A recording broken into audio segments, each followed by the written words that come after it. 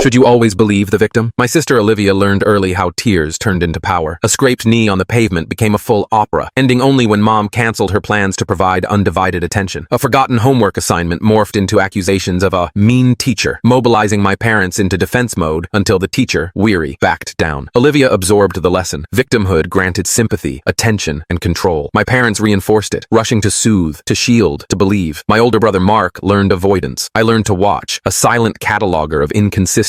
Olivia would claim illness, receive pampering, then miraculously recover the moment the desired outcome. A skipped chore, a cancelled family outing she dreaded, was achieved. She'd whisper secrets, positioning herself as a loyal friend betrayed, watching social circles shift based on her carefully crafted narratives. Each incident went into my mental file, marked Olivia's reality versus actual reality. Questioning her version was futile, branded as jealousy or unkindness by my mother. Just support your sister, Alex, became a common refrain. Supporting Olivia meant accepting her fiction. High school sharpened Olivia's skills. The stakes got higher than missed chores. Friendships imploded under the weight of her manufactured dramas. Reputations were subtly tarnished by her whispers. She navigated social currents like a shark, leaving wakes of confusion and hurt while maintaining an air of wounded innocence. My parents remained her staunchest defenders, their belief unwavering. They saw a sensitive soul navigating a cruel world. I saw calculated campaigns for control, fueled by an insatiable need to be the center of every narrative. My silence grew heavier, the gap between the family's accepted reality and my observed truth widening into a chasm. Expressing doubt, even mildly, resulted in icy disapproval and lectures on family loyalty. It was easier, safer, to just watch, until the day silence was no longer an option. The event that finally shattered my silence, forcing my hand, occurred without warning on an otherwise unremarkable Tuesday evening. Olivia had taken Rusty, our aging golden retriever, for his usual after-dinner walk around the block. She returned much later than expected, bursting through the front door not with the usual casual greeting, but in a state of apparent consuming terror. Her face was chalk white beneath her makeup, tear tracks already carving paths down her cheeks, her breathing shallow and ragged. She half stumbled, half ran towards Mom, who was reading in the kitchen nook. Olivia physically collapsed against her, shaking violently, unable to form coherent sentences at first. Fragmented phrases tumbled out between choked gasps. "Mr. Henderson," she managed, her voice trembling. "Down by the mailboxes. He said things, awful things." She buried her face against Mom's shoulder, her body racked with convulsive sobs. Mr. Henderson, Arthur Henderson, our neighbor for my entire life, a widower in his late 70s, known primarily in the neighborhood for his meticulously kept prize-winning roses and his generally quiet, unobtrusive demeanor. He exchanged polite, brief greetings if encountered on the street, occasionally grumbled mildly if neighborhood kids cut across his perfect lawn, but mostly kept to himself since his wife passed years prior. The idea of him verbally harassing anyone, let alone 17-year-old Olivia, felt fundamentally wrong, discordant, like accusing a librarian of starting a bar fight. I can't tell you what I found next in this short, so check out the full story down here.